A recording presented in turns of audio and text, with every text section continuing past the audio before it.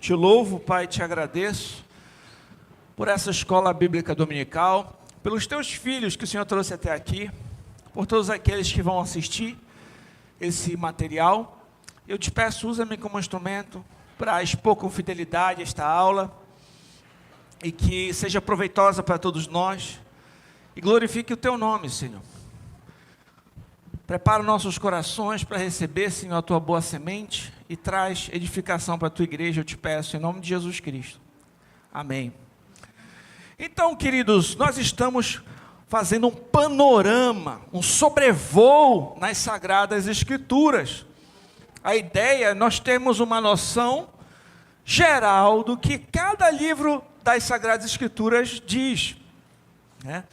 Que nós possamos observar, por exemplo, ali o livro de Gênesis e saber o que se trata, mais ou menos o que quer dizer, quando foi escrito, né, quais são as principais lições que podemos extrair dali, o que esse livro, né, tem a nos dizer, né, sobre a pessoa de Deus, sobre o plano redentor do Senhor, e daí por diante. E nessa caminhada, né, nós já caminhamos, nós já andamos, nós já percorremos por vários e vários livros. Nós vamos observar nesta estante aqui os livros do Antigo Testamento. Os 5 primeiros livros nós chamamos de Pentateuco: Gênesis, Êxodo, Levítico, Números, Deuteronômio. Depois disso, os livros históricos, né, que vai de Josué até Esther. Depois disso, consideramos já os livros poéticos. Então, nós já terminamos essa primeira prateleira aí de cima. E hoje, né, nós vamos dar início aos profetas, certo? A essa nova categoria aqui, os profetas maiores, que vão de Isaías até Daniel. E depois os profetas menores, de Oséias a Malaquias, encerrando aí o Antigo Testamento. Então nós estamos aqui em Isaías hoje, começando aqui essa nova etapa. Finalizamos semana passada com o irmão Camil o Cântico dos Cânticos, os livros poéticos, e hoje nós vamos para Isaías. Então já percorremos bastante coisa até aqui, né? Graças a Deus. Quem perdeu as aulas anteriores, elas estão gravadas também no YouTube da igreja, caso você queira assistir as outras aulas, certo? Então, hoje nós vamos iniciar aqui os livros proféticos. Então, nessa parte do nosso panorama, nós chamamos desses livros, que chamamos de proféticos, ou de profetas, que são Isaías, Jeremias, Lamentações, Ezequiel e Daniel. E na sequência desses livros nós vamos ter os profetas menores, são aqueles livrinhos menores que nós já mostramos aqui. É importante nós conhecermos um pouco do contexto desses livros proféticos. Isto é, esse era um tempo que havia significativa agitação política, militar, econômica e social. Havia também um grau grande de infidelidade e desprezo pela aliança mosaica. Além disso, enormes mudanças de equilíbrio de poder na cena internacional. E por fim, todos esses profetas falaram em uma época que Israel tinha sido permanentemente dividido em norte, o reino do norte, que era Israel e Efraim, e o reino do sul, Judá, certo? Então é nesse contexto que os livros proféticos acontecem, certo? Um contexto de mudanças políticas, de mudanças envolvendo o poder, em um contexto em que o povo tem sido infiel à aliança que o Senhor havia feito com eles, um tempo de agitação política, militar, econômica, social. O Senhor levantou os seus profetas para trazer uma mensagem para aquele povo, nesse contexto. Como uma introdução a Isaías especificamente, eu trouxe aquela pergunta que Felipe fez ao eunuco: entendes o que lês? Essa pergunta Felipe fez para o eunuco quando ele lia o livro de Isaías. E essa pergunta, ela serviu como um gatilho para a pregação do Evangelho. Essa história que nós encontramos lá em Atos 8, vai ilustrar aqui a introdução da nossa aula.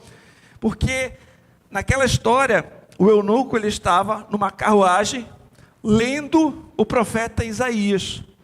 E aí Filipe vai até ele e vai perguntar: entendes o que lês? E a partir dessa pergunta, nós vamos ver que o evangelho vai ser pregado. Filipe vai falar de Jesus Cristo. Aquele eunuco vai se converter, vai ser batizado para a glória de Deus. Então, como ele estava lendo especificamente o profeta Isaías, e Filipe apresenta Jesus Cristo a partir do texto de Isaías, eu acho que é uma boa introdução para nós falarmos do livro do profeta Isaías. Vamos ler então o relato bíblico. A palavra de Deus diz assim: um anjo do Senhor disse a Filipe: levante-se, vá para o sul, no caminho que desce de Jerusalém a Gaza. Este se acha deserto. Filipe se levantou e foi. Havia um etíope, eunuco, alto oficial de Candace, rainha dos etíopes, o qual era superintendente de todo o seu tesouro. Ele tinha vindo adorar em Jerusalém, estava regressando ao seu país, assentado na sua carruagem, vinha lendo o profeta Isaías. Então o Espírito disse a Filipe: aproxime-se dessa carruagem e acompanhe-a. Correndo para lá, Filipe ouviu que o homem estava lendo o profeta Isaías. Então perguntou: o senhor entende o que está lendo? Ele respondeu: como poderei entender se ninguém me explicar? E convidou Filipe a subir e sentar-se ao seu lado. Ora, a passagem da escritura que ele estava lendo era essa: foi levado como ovelha ao matadouro, como um cordeiro mudo diante do seu tosqueador, ele não abriu a boca. Na sua humilhação lhe negaram justiça. Quem poderá falar da sua descendência? Porque a vida dele é tirada da terra. Então o eunuco disse a Filipe: peço que você me explique a quem se refere o profeta. Fala de si mesmo ou de outra pessoa? Então Filipe explicou, começando com essa passagem da escritura, anunciou-lhe a mensagem de Jesus. Seguindo pelo caminho, chegaram a certo lugar onde havia água. Então o eunuco disse: eis aqui a água, o que impede que eu seja batizado? Filipe respondeu: é lícito, se você crê de todo o coração. Então ele disse: creio que Jesus Cristo é o Filho de Deus. Então mandou parar a carruagem, ambos desceram a água e Filipe batizou o eunuco. Quando saíram da água, o Espírito do Senhor arrebatou Filipe e o eunuco não o viu mais. Este foi seguindo o seu caminho, cheio de alegria. Louvado seja Deus. Por que eu trouxe essa ilustração? Porque o eunuco estava lendo exatamente o livro do profeta Isaías, e o livro do profeta Isaías mostrou a ele o caminho de salvação pela fé em Jesus Cristo. Como eu falei a vocês, o Antigo Testamento promete o Cristo que viria, e o Novo Testamento anuncia que ele veio. É curioso que sobre o título do livro de Isaías, é o nome do seu autor. E vocês sabem o que significa Isaías? Significa: o Senhor é salvação. Isaías é citado diretamente no Novo Testamento cerca de 65 vezes. Ele é citado muito mais do que qualquer outro profeta do Antigo Testamento. Além disso, o seu nome é mencionado cerca de 20 vezes no Novo Testamento. Sobre o autor e a data em que esse livro foi escrito, nós observamos logo no primeiro versículo, no primeiro capítulo de Isaías. A palavra de Deus diz assim: visão que Isaías, filho de Amós, teve a respeito de Judá e Jerusalém nos dias de Uzias, Jotão, Acás e Ezequias, reis de Judá. Então aqui fica claro quem foi o autor, que foi Isaías, e o contexto. Ele vai apresentar a visão que Isaías teve, né, a respeito de Judá e Jerusalém, nos dias de todos esses reis. Ou seja, esse livro vai tratar mais de um contexto específico, porque lida com o contexto de vários reis. Fala tanto de Uzias, Jotão, Acás e Ezequias. Esse é um desafio também, quando nós estamos lendo o livro de Isaías, que nós vamos perceber que o contexto não é o mesmo no livro todo. No caso, são 66 capítulos, mas numa parte vai ter um contexto, numa outra parte vai ser um outro contexto, e numa outra parte um outro contexto. Porque Isaías profetizou por muito tempo, né, e ele vai lidar com todos esses reis. Vamos lá. Vamos conhecer um pouquinho agora sobre quem foi o profeta Isaías. O ministério de Isaías se deu entre os anos de 739 a.C. até 686 a.C. Ele foi casado, teve 2 filhos, e os filhos de Isaías receberam nomes simbólicos. É notável que os profetas, de certa forma, eles personificavam também a sua mensagem, até mesmo colocando o nome dos seus filhos ali, né, com símbolos da sua própria mensagem. Ó. Um recebeu o nome de Sear-Jesub, né, o que significa um resto volverá, e o outro, Maer-Salal-Hasbaz. Eu não sei se essa é a pronúncia correta, mas quer dizer rápido despojo, presa segura. E tem um texto que é muito conhecido, que é o chamado de Isaías ali, que é no capítulo 6, quando ele é chamado por Deus para profetizar, ali no ano em que morreu o rei Uzias, ele respondeu com alegre disposição. Embora ele soubesse, desde o início, que o seu ministério seria de ameaças e suas exortações seriam infrutíferas. Não era fácil a tarefa dos profetas. Não era muito popular a sua mensagem. Muitos profetas, eles seriam perseguidos. Muitas mensagens, eles iam pregar muitas mensagens que não seriam bem recebidas pela maioria das pessoas. Então, eles geralmente tinham uma tarefa impopular, mas ainda assim, ele recebe com alegria: Senhor, eis-me aqui, envia-me a mim. É curioso também notar que Isaías foi contemporâneo de Oséias e Miqueias, e a vida dele se estendeu pelo menos até o ano de 681 a.C., quando ele faz o registro da morte de Senaqueribe. E também queria mencionar aqui, que é muito importante também mencionar que tradicionalmente é aceito que ele tenha morrido sobre o reinado de Manassés. E meus irmãos, infelizmente, as escrituras dizem que ele foi serrado, né, pelo meio, com uma serra de madeira.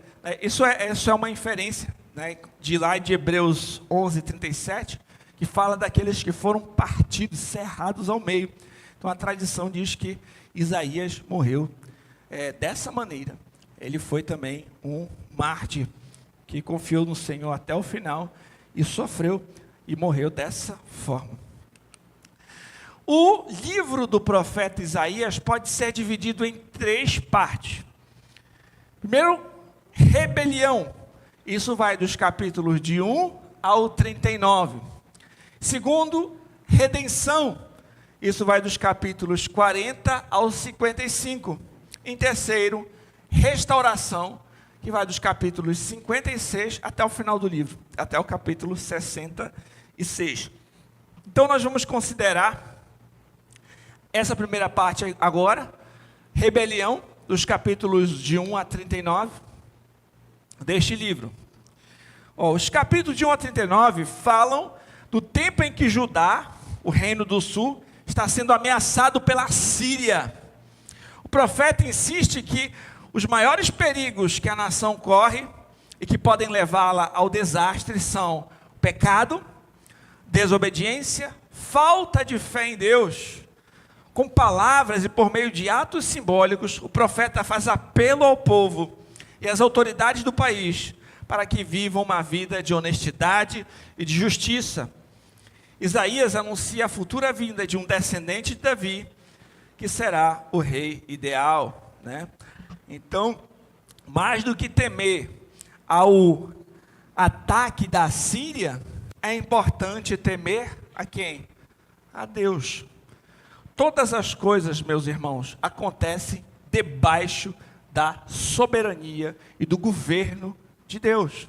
É o Senhor quem levanta reinos, é o Senhor que derruba os reinos, o Senhor está no controle de todas as coisas. Então, mais importante do que temer aos inimigos, é temer ao Senhor. Mais importante do que vencer os assírios, o ataque dos assírios, se arrepender-se dos seus arrepender-se dos seus pecados e estar em paz com Deus. Então, Isaías ele chama o povo ao arrependimento num contexto em que eles estavam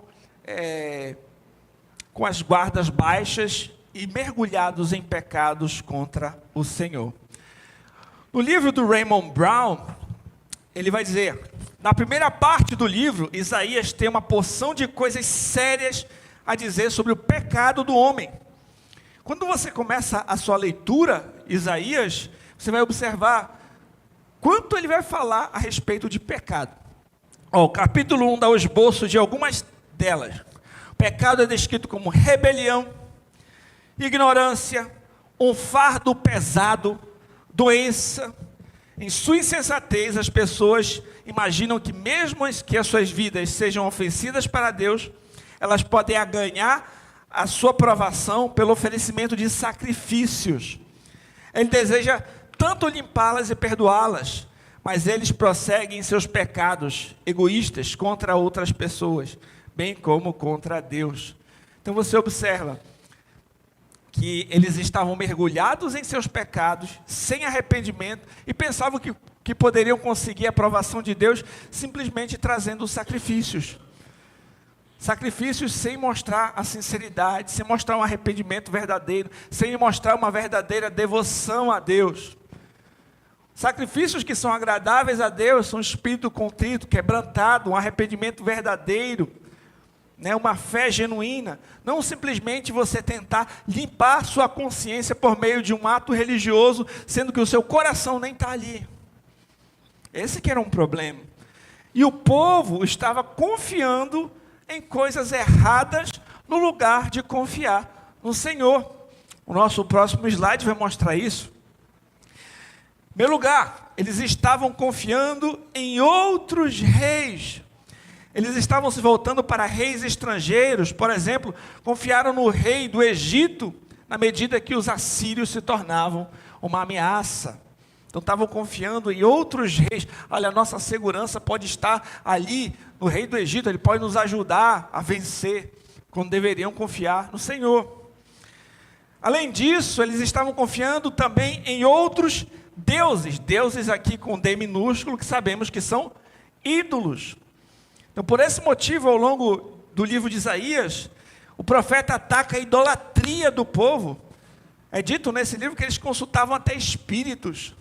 Então, Isaías, ele bate forte contra a idolatria também no seu livro. Ele fala da insensatez de adorar a criatura no lugar de adorar o Criador. Esse perigo de se contaminar com essas práticas de outros povos, de outros grupos que adoravam ídolos. Além disso, eles confiavam neles mesmos. Olha o que diz aqui. Mas não olhastes para cima, para o que eu tinha feito, nem consideraste o que formou desde a antiguidade. Lá em 22:11, no lugar de olhar para cima, para aquele que formou, para aquele que governa, para aquele que é soberano, eles estavam olhando e confiando neles mesmos. E por fim, eles confiaram em líderes desobedientes.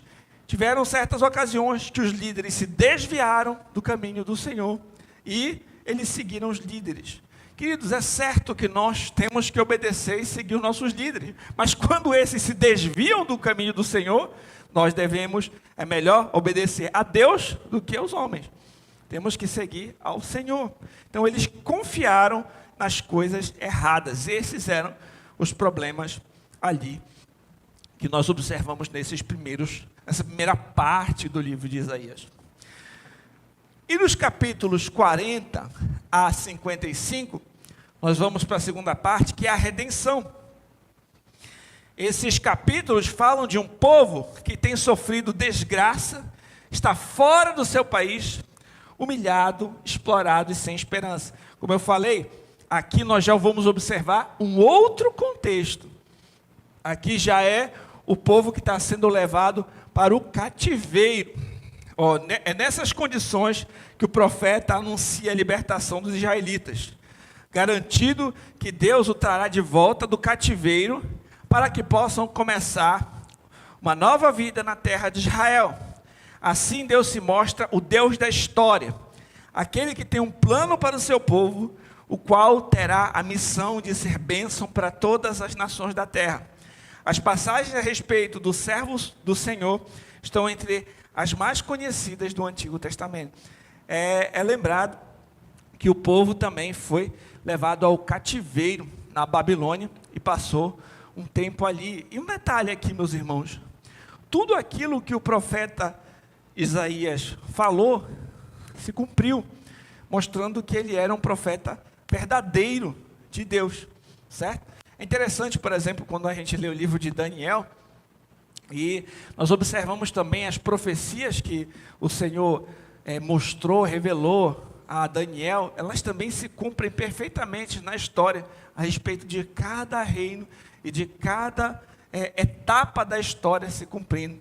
E nós vamos observar nisso uma coisa interessante, que Deus está no governo, no controle da história. Os acontecimentos não ocorrem de forma aleatória, eles estão cumprindo os decretos que são de Deus. E o Senhor revelou aos seus profetas aqui, e foram cumpridos nas Escrituras. Certo? Raymond Brown disse, dessas duas seções principais, a segunda é dirigida a uma situação histórica inteiramente diferente daquela dos capítulos de 1 a 39. A fim de entender a mensagem magnífica desses capítulos, devemos interpretá-los à luz de um período posterior da história hebraica. Os exércitos babilônicos venceram os assírios, assumiram seu lugar como mestres do Oriente Médio, de conformidade com a predição de Isaías. Judá foi tomado e centenas de seus habitantes levados ao cativeiro na Babilônia. Os capítulos de 40 a 55 retratam um tempo em que esse exílio estava quase no fim. O povo rebelde tinha sido corrigido, Deus havia suscitado outro conquistador pagão, que por sua vez aniquilaria os babilônios. Seu nome era Ciro, um homem que tinha sido insignificante líder tribal, mas que Deus usaria para libertar o seu povo do cativeiro. Aqui, uma vez mais, o profeta enfatiza a soberania de Deus. O Senhor usa até mesmo um governante pagão para cumprir ali os seus decretos, os seus propósitos. O profeta vê esse ato do poderoso livramento salvador como um outro êxodo, semelhante à libertação miraculosa do povo judeu de sua escravidão no Egito. Então, assim como no êxodo, o Senhor de forma poderosa tirou o povo do Egito com mão forte para conduzi-los até a terra prometida, aqui também acontece algo semelhante a um êxodo, mas agora eles estão saindo da Babilônia para voltar à sua terra. Mais uma vez, Deus é o seu Redentor. Por seu imenso poder invencível, Ele efetuará a redenção deles. Serão comprados de volta e Ele os estabelecerá de novo em sua própria terra. Mas há um detalhe aqui. Além disso, nós vamos observar que ele fala a respeito de uma redenção superior, até mesmo a essa libertação do cativeiro. Essa seção, Raymond Brown continuando aqui, também fala sobre o futuro, pois o profeta é inspirado a retratar a vida e a missão de um servo que será chamado para sofrer no decurso de sua obra redentora. Essas passagens especiais são denominadas os cânticos do servo. E todos esses versículos ali vão falar a esse respeito. Vários séculos depois que essas magníficas palavras foram escritas, um viajante estava lendo essas mesmas passagens do rolo de Isaías. Então, essas passagens que falavam a respeito dessa redenção, desse novo êxodo, que o Senhor de fato libertou o povo do cativeiro babilônico para voltar para a sua nação. Isaías também fala a respeito de um servo, de um outro redentor, de um servo superior, um servo sofredor, que por meio do seu sofrimento, ele iria conquistar salvação para o seu povo. E nós sabemos hoje de quem ele estava falando. Era sobre esse servo que séculos e séculos depois, aquele etíope eunuco estava lendo na sua carruagem. E Filipe lhe falou quem era: Jesus Cristo. Então nós vemos essas profecias escritas lá no passado, em Isaías, a respeito do servo que viria para salvar. Uma libertação muito maior do que um cativeiro simplesmente físico, mas um cativeiro espiritual, da condenação do pecado. Ele que nos salva da condenação. Nós que confiamos em Cristo, não pereceremos, mas teremos vida eterna, perdão dos pecados, salvação, porque Ele tomou sobre si a pena pelos nossos pecados. Ele sofreu, Ele morreu para que nós tivéssemos vida. Isaías fala muito sobre o nosso Senhor Jesus Cristo. Tem dezenas de profecias a respeito de Cristo no livro de Isaías. Vocês sabiam disso? Então, qual é a solução? No lugar de confiar em governantes, em reis de outras nações, no lugar de confiar em nós mesmos, neles mesmos no caso, no lugar de confiar em ídolos, o que eles deveriam fazer? Deveriam confiar em Deus. Então no capítulo 40 de Isaías, ele coloca os ídolos lado a lado com Deus, para demonstrar a futilidade de confiar neles, em ídolos, e chamá-los a confiar no Senhor, o Criador de todas as coisas. Eles são chamados a confiar no julgamento vindouro de Deus. Então o Senhor anunciou que julgaria o seu povo e as nações. Isaías alerta que virá o dia da vingança do Senhor. Eles são chamados a confiar na libertação e salvação vindouras de Deus. A salvação viria do Senhor. Eles são chamados a confiar em Cristo. O plano de Deus se resume em uma pessoa. Hoje nós sabemos, este é Jesus Cristo.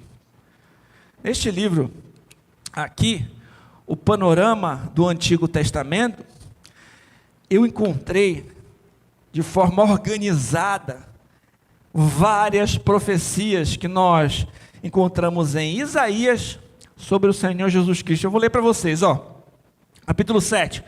Cristo terá o nascimento virginal, será chamado de Emanuel. Capítulo 7, do 15 a 16. Capítulo 9. Cristo crescerá em uma terra dominada por um poderio estrangeiro. Capítulo 9, verso 7. Cristo será da linhagem de Davi, mas seu reino será eterno e será o Filho de Deus. Capítulo 11. Cristo será ungido com o Espírito Santo. 11:4. Cristo ministrará a justiça perfeita em relação ao pobre e ao humilde. Capítulo 24, Cristo oferecerá salvação para o mundo. Capítulo 40, Cristo terá um precursor, João Batista no caso, 42, Cristo será o grande servo ungido do Senhor. 42, verso 2, o ministério exercido por ele será gentil. 49, Cristo será luz para os gentios. 52, Cristo será desfigurado por causa dos abusos que sofrerá antes da crucificação. 53:4, Cristo tomará sobre si as nossas enfermidades. Verso 5, Cristo proverá expiação pelo pecado. Verso 9, Cristo será enterrado no sepulcro de um homem rico.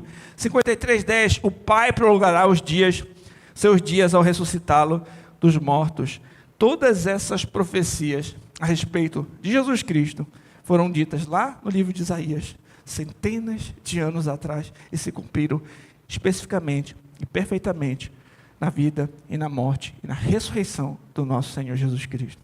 Louvado seja Deus por isso. Por isso é maravilhoso a gente conhecer também o Antigo Testamento. A gente pensa que só é dito a respeito de Jesus no Novo Testamento. Não. A Bíblia toda fala de Cristo. A Bíblia toda.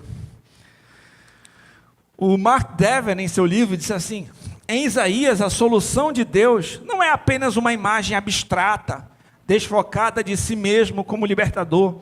É o retrato nítido de uma pessoa, um servo. Esse servo ouve a Deus com perfeição. No entanto, sofre e é rejeitado, a fim de pôr sobre si os pecados do povo do Senhor. Então é dito a respeito deste servo que é Jesus Cristo. E por fim, a última sessão é a restauração, que vai dos versos 55 até o 66. Então esses capítulos, na sua maior parte, né, eles trazem conselhos para aqueles que já haviam voltado do cativeiro para Jerusalém, né? Então nós observamos agora que já é um outro contexto, já está trazendo conselhos para aqueles que voltaram do cativeiro. Então Deus aconselha que eles vivam uma vida de honestidade, de justiça, insistem que respeitem o sábado, o Shabat ali na antiga aliança, que se dediquem à oração e que lhe apresente os sacrifícios que ele exige. Os versículos 1º e 2º do capítulo 61 foram usados por Jesus no princípio do seu ministério para anunciar a sua missão no mundo. Então, esses são conselhos agora para o povo que retornou do exílio, para que eles guardem a lei do Senhor, para que eles vivam de forma reta, íntegra, santa diante de Deus. E é interessante notar também que o próprio Senhor Jesus Cristo, ali em Lucas 4, ele vai citar os versículos 1 e 2 do capítulo 61, no princípio do seu ministério. Olha o que Jesus disse lá em Lucas 4. Preste atenção. Indo para Nazaré, onde fora criado, entrou num sábado na sinagoga, segundo o seu costume, e levantou-se para ler. Então lhe deram o livro do profeta Isaías. Abrindo o livro, achou o lugar onde estava escrito: o Espírito do Senhor está sobre mim, pelo que me ungiu para evangelizar os pobres, enviou-me para proclamar libertação aos cativos e restauração da vista aos cegos, para pôr em liberdade os oprimidos e apregoar o ano aceitável do Senhor. Então Jesus ali na sinagoga abriu o livro do profeta Isaías, encontrou a parte que estava escrito isso aqui. Tendo fechado o livro, devolveu ao assistente, sentou-se e todos na sinagoga tinham os olhos fitos nele. Então passou Jesus a dizer-lhe: hoje se cumpriu a escritura que acabais de ouvir. Então o próprio Senhor Jesus Cristo está dizendo que aquela profecia de Isaías tinha se cumprido na sua vida. Louvado seja Deus por isso, né? E agora Raymond Brown dizendo: possivelmente nesse período, alguns dentre o povo haviam substituído justiça por materialismo. Deus lhe fez lembrar a importância de obedecer a sua palavra sobre o cuidado com os pobres e famintos. Havia dentre os exilados que retornaram quem estivesse entristecendo a Deus, mas o profeta guarda dias melhores para o povo de Deus, quando a glória dele será manifesta na terra e o seu povo lhe servirá. Então, aqui, o Raymond Brown está dizendo que, naquele contexto, quando eles voltaram, né, do exílio, muitos poderiam ter deixado de lado uma vida dedicada ao Senhor, voltado ao materialismo, e precisavam dessas exortações. Mas o profeta, ele tem essa esperança, um dia em que o povo todo do Senhor o servirá e a sua glória será manifesta, aqui também com esperanças escatológicas. Nós observamos até no final do livro de Isaías. Para nós concluirmos aqui, eu trouxe essa citação também do Brown, em que ele vai resumir cada uma das 3 seções do livro, que de forma bem didática para nós, e trazendo assim também uma reflexão para a nossa vida. A profecia de Isaías abrange um período extenso da história judaica, mas sua mensagem é atemporal, ou seja, ela tem a nos ensinar também hoje. Como o povo judeu, que nós vimos no capítulo 1 ao 39, nós nos rebelamos contra Deus e nos recusamos a confiar nele.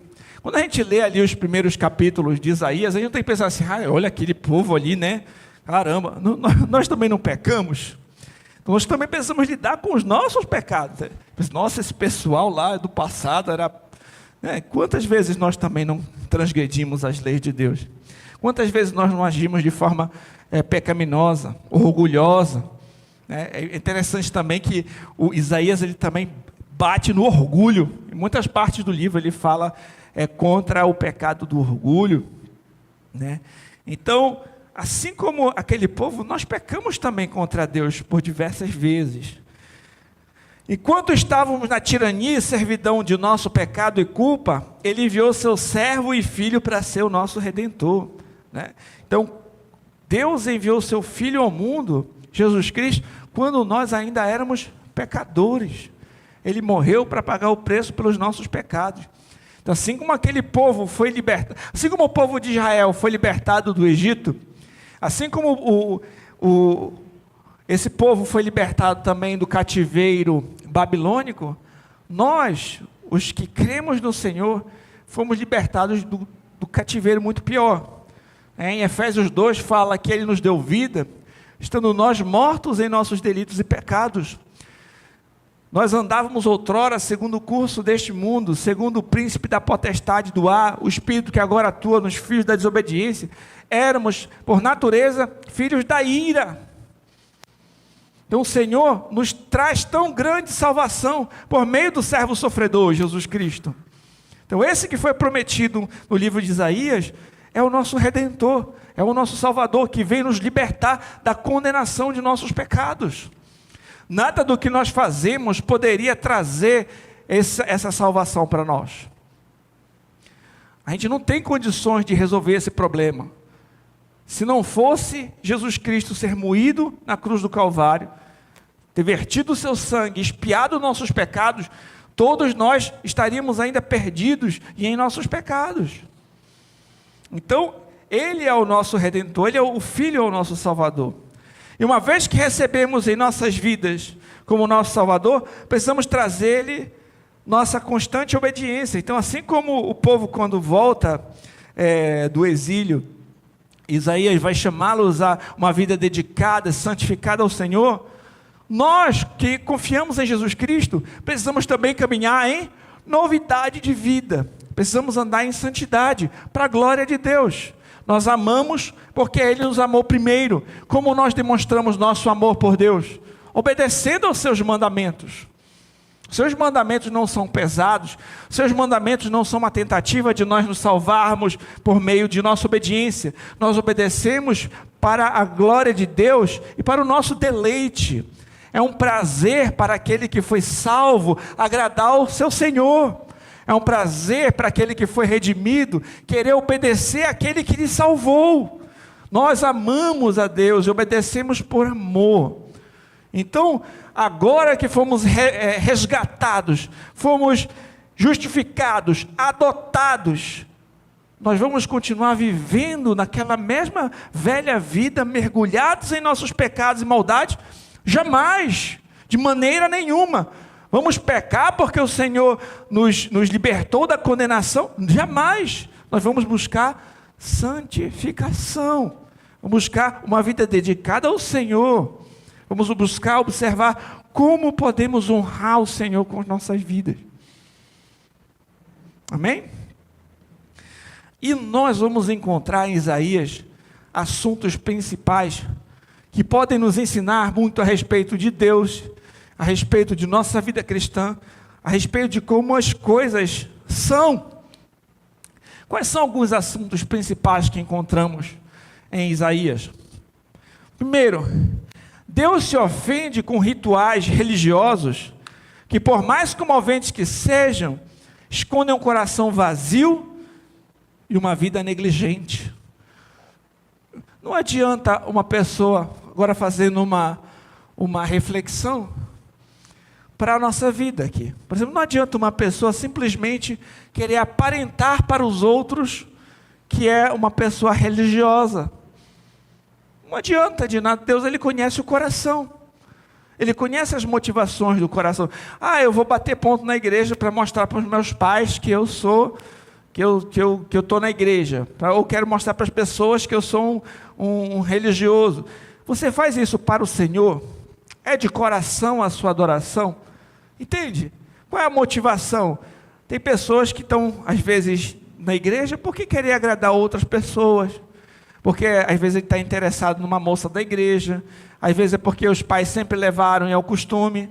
Alguém falou um dia desse que teve um rapaz que apostatou, ou seja, ele frequentou a vida toda a igreja. E um dia ele falou que ele não acreditava em nada daquilo ali, que ele se tornaria um ateu. Ou seja, ele nunca se converteu de fato. Mas ele não deixou de frequentar a igreja. Por quê? Rapaz, eu fui criado assim, então sempre, eu não tenho para onde ir no domingo à noite. Desde criança eu vou para a igreja, mas não acredito em nada. Será que isso agrada a Deus, esse ato religioso? Entende? Nós temos que fazer de coração. Quando você vem para a igreja, você vai para o culto, você está cultuando a Deus. Busque fazer isso de forma consciente, em espírito e em verdade. Não adianta nós tentarmos também ser duas pessoas, uma na frente dos irmãos e outra fora. A nossa vida passa diante de Deus. Quando você está na sua casa com o seu marido, com a sua esposa, você está diante de Deus. Mesmo que não tenha um irmão lá, um pastor. Quando você está no seu trabalho, você está diante de Deus. Não adianta você ser um hipócrita. Porque não existem máscaras diante daquele que tudo vê. A nossa adoração tem que ser sincera, em espírito e em verdade. É interessante até a gente parar para refletir o que a gente está fazendo, porque nessa rotina, às vezes a gente vem e nem sabe, nem se toca. Poxa, o que a gente está fazendo aqui? É um hábito somente? Não, eu estou vindo para adorar a Deus. Quero aprender da palavra do meu Senhor. Eu quero adorar o Deus da minha salvação. Quando os cânticos aparecerem aqui, as letras, preste atenção no que você está cantando. E faça isso de coração para Deus. Ninguém vai substituir a sua voz.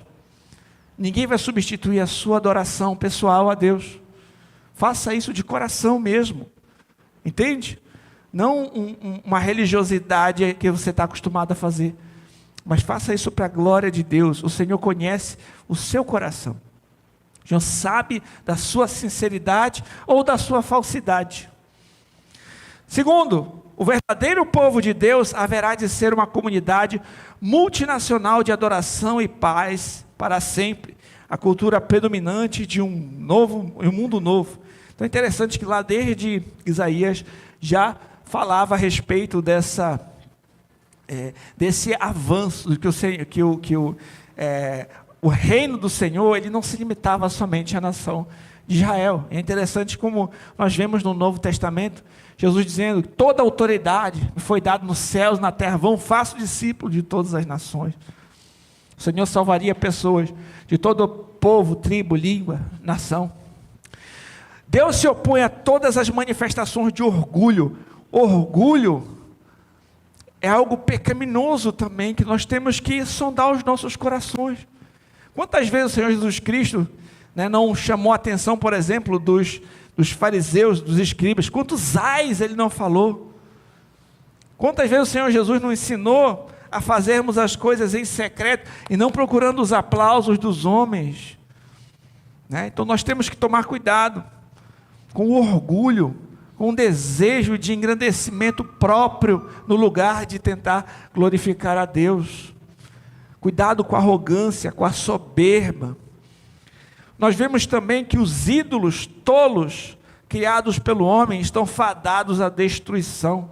Os ídolos não têm poder nenhum. Como você vai adorar algo que você mesmo criou, que um ser humano criou? Não faz sentido colocar qualquer outra coisa no lugar de Deus na sua vida.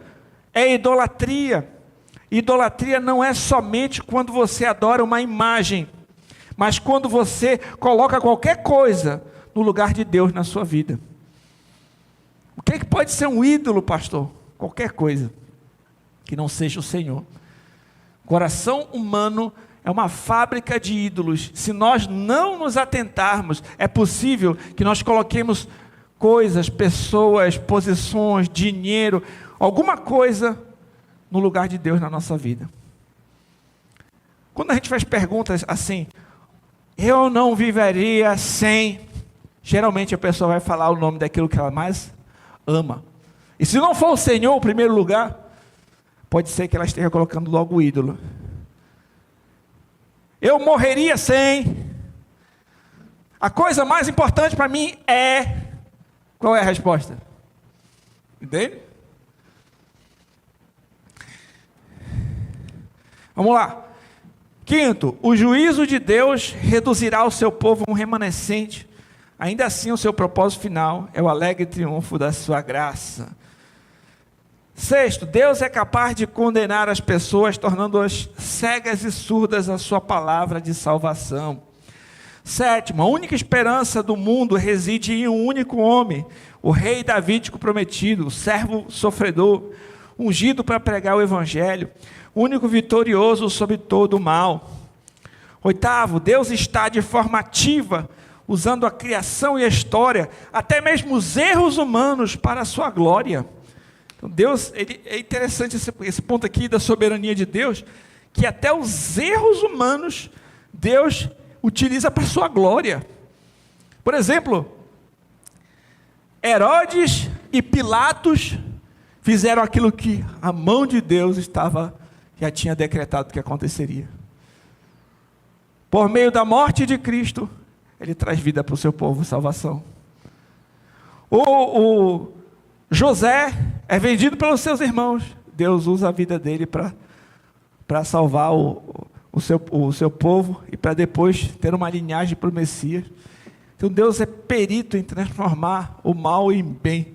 E na sua providência Ele usa até mesmo esses atos errôneos dos homens para cooperarem para o seu plano redentor e para a sua glória. 9. Com um grande e santo Deus a governar todas as coisas, o dever do homem é uma confiança contrita e exclusiva em Deus. Quando a gente entende que Ele está no governo, a gente precisa confiar nele. Não em cavalos, em carros, em posses, em nós mesmos, mas no Senhor. 10, o povo de Deus, sentindo-se abandonado por Ele, insensatamente colocou sua confiança em poderes mundanos. Então, no período de dificuldade, essas pessoas foram confiar e buscar outras coisas. Perigo. Acharam que tinham sido abandonados por Deus e passaram a confiar em poderes mundanos. Pecaminoso. 11, Deus defenderá a sua própria causa como a manifestação da sua glória, que vai transformar o mundo. 12, Deus usa a profecia preditiva para provar que a sua mão está conduzindo a história humana. 13, a fidelidade de Deus no passado e a certeza de sua vitória final motivam o povo para oração e obediência prática no presente. Se nós sabemos que Deus ele foi fiel no passado, e nós temos certeza que Ele será fiel no futuro, porque Ele prometeu, e Ele não tem, e Ele não mente, né? Nós devemos obedecer, orar. Isso deve nos motivar a ter uma vida santa, porque nós cremos e sabemos que é verdade aquilo que Ele prometeu vai se cumprir. 14º, a ira de Deus deve ser temida acima de tudo. Então nós finalizamos aqui essa parte, certo? Eu vou trazer algumas perguntas para nós refletirmos, só que eu vou fazer uma oração para finalizar aqui, o irmão João vai fechar a transmissão para a gente poder conversar, tá certo? Pai, te agradecemos pela aula de hoje, te agradecemos por tão preciosos ensinos para nossas vidas, e pedimos perdão, Senhor, por nossos pecados, pedimos que o Senhor nos ajude a caminhar em santidade, confiando em Ti, e não em nós mesmos ou em qualquer outro. Fortalece nossa fé, nos ajuda a viver para a Tua glória. Eu oro em nome de Jesus Cristo. Amém. Pode fechar aí, João, por favor. Certo. Então vamos fazer o seguinte.